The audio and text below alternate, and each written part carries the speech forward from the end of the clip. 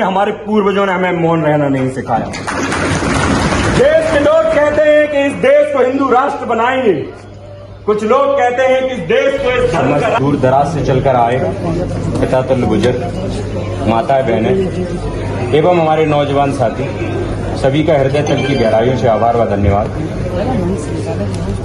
मेरा नाम अजीत कुमार शाक्य है, उपजाति मेरी काची है और सरनेम में मैं शाक्य का उपयोग करता हूँ। जैसा कि आप सभी लोगों को ज्ञात है कि आज दिल्ली की मातृभूमि पर भाई अभिषेक सिंह जाटव जी के माध्यम से एकत्रित महासंघ बहुजन महासंघ स्थापना के लिए कार्यक्रम रखा गया। इसके लिए भी बहुत बहुत धन्यवाद करता हूं। सर्वप्रथम मातृभूमि पर जन्मे शाक्य मुनि तथागत गौतम बुद्ध एवं देश के कोने कोने पर जन्मे समस्त बहुजन महापुरुषों को मैं श्रद्धा सुमन करता हूं। परम पूज्य बोधिसत्व बाबा साहब भीमराव अम्बेडकर को चरणों में नतमस्तक कर मैं नमन करता हूं। शिक्षा की देवी माता सावित्रीबाई फूले, पिता महामना ज्योतिबा फूले को चरणों में नतमस्तक कर नमन करता हूं। साथियों, मुझे ये सूचना सोशल मीडिया के माध्यम से ज्ञात हुई। मैं एक छोटा सा सोशल मीडिया क्रिएटर हूं, इन्फ्लुएंसर हूं, और जैसे ही मुझे ये सूचना प्राप्त हुई मैं तुरंत ही अपनी टीम के साथ सलाह मशवरा करके आने के लिए तैयार हुआ। हालांकि मैं जमीनी स्तर पर बहुजन सुचिंतकों के लिए प्रचार प्रसार करने का काम करता हूं, बहुजन महापुरुषों के प्रचार प्रसार को करने का काम करता हूं। देश में जो जुल्म जाति होती है, हमारे लोगों पर अत्याचार होता है, उनकी सूचनाओं को आदान प्रदान करने के लिए मैं निरंतर काम करता हूं। हालांकि मैं किसी संगठन या किसी राजनीतिक दल से मेरा कोई नाता नहीं है, लेकिन मैं बहुजनों का सुचिंतक हूं, बहुजन महापुरुषों का प्रचारक हूं, ये मेरी पहचान है।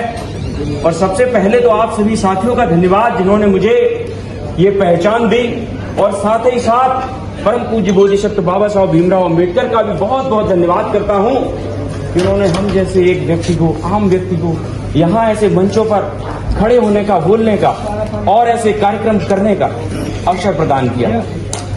सम्मानित साथियों, देश के बहुजनों का ये देश जिन्होंने अपने खून और पसीने पर समय समय पर सारी बलिदानियां, सारी योगदान अपने माताओं ने, बूढ़े जवान नौजवान बच्चे बहन बेटियां कुर्बान करके इस देश की स्थापना की।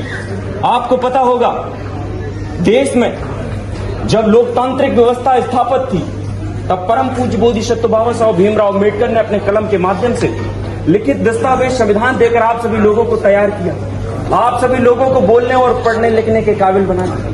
लेकिन किसी समय देश में राजतंत्र लागू हुआ करता था, तभी इस देश के अखंड भारत के निर्माता सम्राट चंद्रगुप्त मौर्य ने अपनी तलवार की बल और बूटों पर आप सभी लोगों को सुरक्षित करने का काम किया था।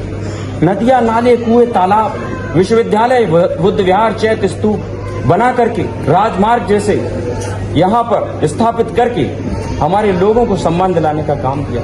लेकिन आज फिर से बात सम्मान और हमारे पुरखों के बलिदान की आ गई, तो हम लोगों को यहाँ पर यह मंच लगा करके एकत्रित होना पड़ा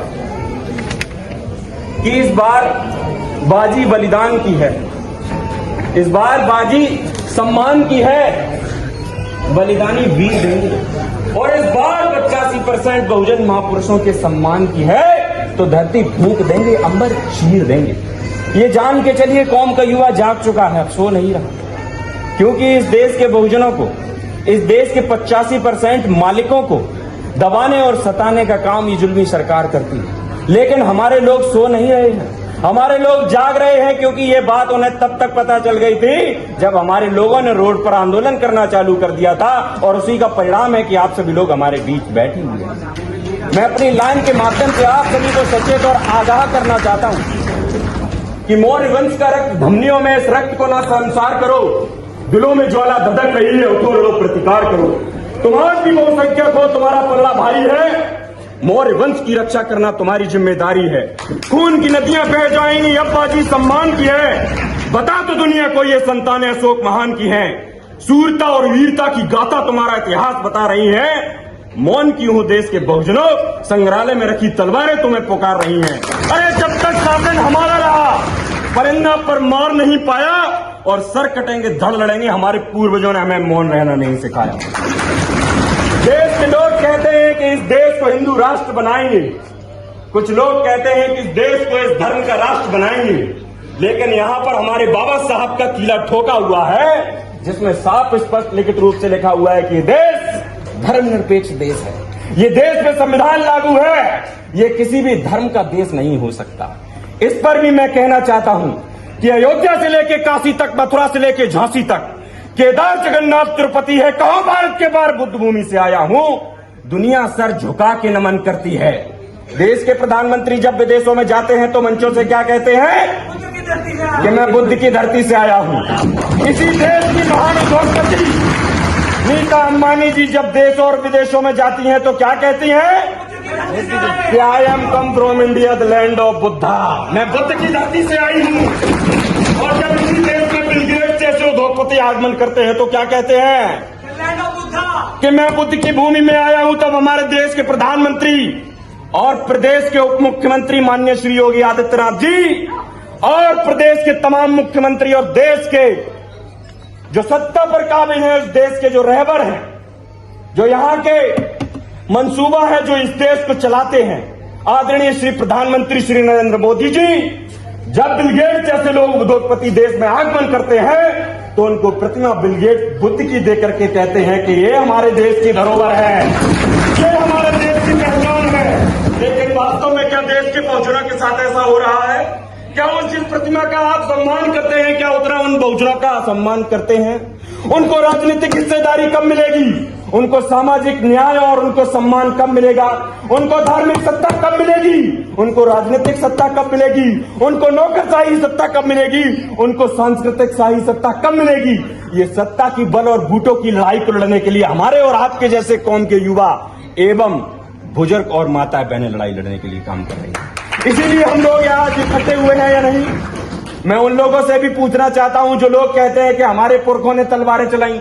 अरे हमारे पुरखों ने लड़ाइयां लड़ी, हम भी ये जानना चाहते हैं। जब हमारे लोग माता दीन वाल्मीकि के रूप में रणों में लड़ रहे थे, जब हमारे लोग 28,000 को 500 ही अकेले संघर्ष कर रहे थे, तब आप लोग ये भी पूछना चाहेंगे और ये भी जानना चाहेंगे कि ललई सिंह यादव जैसे लोग जब संघर्ष कर रहे थे तब सैयद आलाम खां जैसे लोग उनके मुकदमे को लड़ने के लिए काम कर रहे थे। और ये भी जानना चाहूंगा कि युदा देवी पासी जब काम कर रही थी तब उनके नस्तो नाबूद करने के लिए कौन लोग काम कर रहे थे। और ये भी जानना चाहेंगे जब फूलन देवी अपने मान सम्मान के लिए लड़ रही थी तो उनके साथ शोषण और जुल्म जाति करने के लिए कौन लोग आगे आए थे, ये भी जानना चाहते हैं। तो ये हिसाब कौन देगा? हम और आप देंगे। और ये हिसाब तब देंगे जब हमारे भाई बहुजन शायर अभिषेक सिंह जाटव जी, भाई चंद्रशेखर आजाद जी, बहन कुमारी मायावती जी, माननीय स्वामी प्रसाद मौर्य जी और तमाम देश के बहुजन, तमाम देश के अम्बेडकरवादी नेता, देश के बहुजन नेता जब एक मंच पर आकर हमारे महापुरुषों की लड़ाई लड़ने का काम करेंगे, हमारे हक अधिकारों की लड़ाई। ये भी बात है। तो मैं ज्यादा कुछ ना कहते हुए आप सभी लोगों को ये बताना चाहता हूं कि बाबा साहब का मूल मंत्र है कि 100 दिन बकरी का जीने से अच्छा है एक दिन शेर का जिया जाए, एक दिन शेर का जिया जाए। यही मिशन था उनका, यही कहना था। और यह भी कहना था कि सच्चा शेरनी का दूध है, जो जितना पिएगा दहाड़ेगा। हालांकि मैं अभी बीएससी करके एलएलबी करने का काम कर रहा हूं और एक व्यापारिक व्यवसायिक व्यक्ति हूं। मेरा दक्ष ट्रेडर्स करके एक लहसुन और प्याज गार्लिक ऑनियन सप्लाई का काम है। और यहाँ मेरी नोएडा में एक दुकान, एक छोटा सुपर गार्लिक करके, shark and brothers onion supply करके, अवनीश ट्रेडिंग कंपनी आलू मंडी भोगांव पर। सम्मानित साथियों, हम व्यापार व्यवसाय करने के साथ साथ ये भी देखते हैं कि हमारे लोगों के साथ कहीं जुल्म जाति तो नहीं हो रही, कहीं हमारे लोगों के राजनीतिक हक तो नहीं मारे जा रहे। इसलिए हम लोग निरंतर जमीनों पर भी काम करने का काम करते हैं। तो मैं फिर से ये बताना चाहता हूं कि अगर बाबा साहब ये कह करके गए हैं कि हम लोग अंतिम श्वास तक लड़ेंगे, अगर इस देश के हक और अधिकारों को, बहुजनों के हक अधिकारों को मारा जाएगा तो हम अपने रक्त के एक एक कतरे को देने के लिए तैयार हैं। ये भी बात है। तो बताना चाहता हूं कि चंद्रगुप्त मौर्य की तलवार से तिलक लगा तैयार बैठा हूं, किसी आपदा में घबराऊंगा नहीं। क्या? चंद्रगुप्त मौर्य की तलवार से तिलक लगा तैयार बैठा हूं, किसी आपदा में घबराऊंगा नहीं।